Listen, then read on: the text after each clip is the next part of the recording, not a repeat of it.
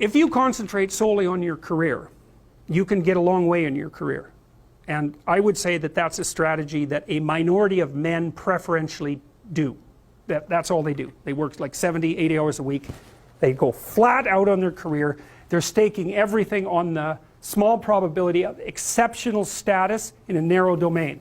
But it's hard on them. They don't have a life. It's very difficult for them to have a family. They don't know how to take any leisure activity. Like, they get very one-dimensional. Now, it may be that that unidimensionality is the price you have to pay to be exceptional at one thing, right? Because if you're going to be something like a genius level mathematician and you want to do that for, or a scientist say, it's like you're in your lab all the time, you're working 70 hours a week or 80 hours a week, you're smart, you're dedicated, you're unidimensional, and that's how you get to beat all the other people who are doing that. It's the only way. But the problem is you don't get a life. Now, if you love being a scientist and you have that kind of focus of mind, well, first of all, you're a rare person, and second, you're going to pay for it. But fine, more power to you. But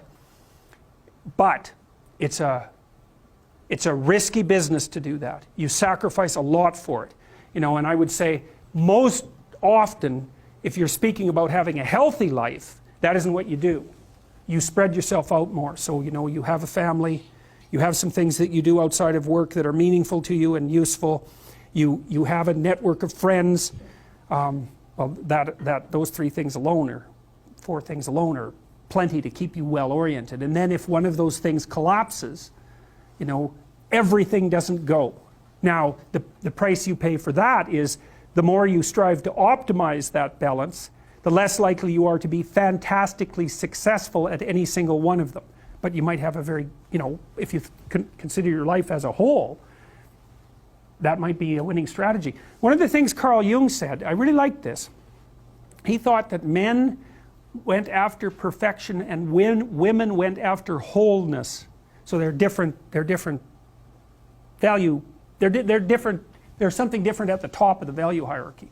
So perfection would be stake it all on one thing and look for radical success. Not that all men do that, because they don't, but we're talking about extremes, at least with regards to the men that do that. The wholeness idea is more like, well, it's like I want one thing in my life to be 150%, or I want 5 things in my life to be 80%.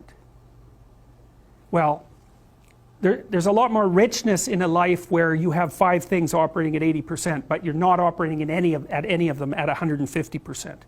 So, and I really believe this because I've watched men and women go through their careers now for a long period of time, and one of the things that, there's lots of things that produce this, but one of the things that I've noticed is that mostly women in their 30s bail out of unidimensional careers. They won't do them.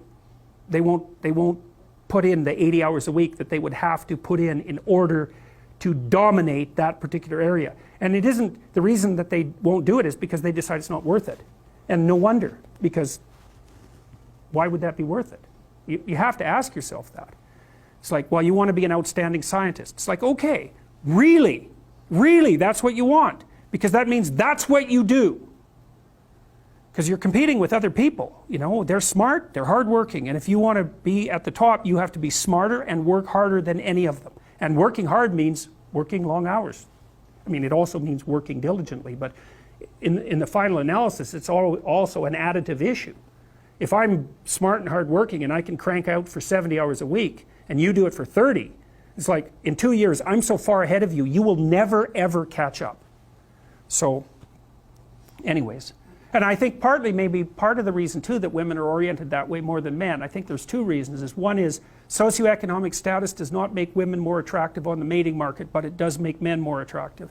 And the second is women's time frame is compressed, right? Because guys can always say, well, I'll have kids later, and they can say that till they're like 80. Whereas women, it's like, no way, man, you got to get it together by the time you're, let's say 40, but really probably by 35, but definitely by 40, because otherwise it ain't happening. And that's bloody dreadful. Like, the most unhappy people you ever see, no. No. One of the common routes to extreme unhappiness is to want children and not have them. I wouldn't recommend that. You know, you see couples who are in their 30s. 1 couple in 3 over the age of 30 has fertility problems. That's defined as inability to conceive after 1 year of trying. 1 in 3. So it's worth thinking about, because people are very, very unhappy if they want to have kids and then they can't. Man, you're in the medical mill for 10 years if that's what happens to you.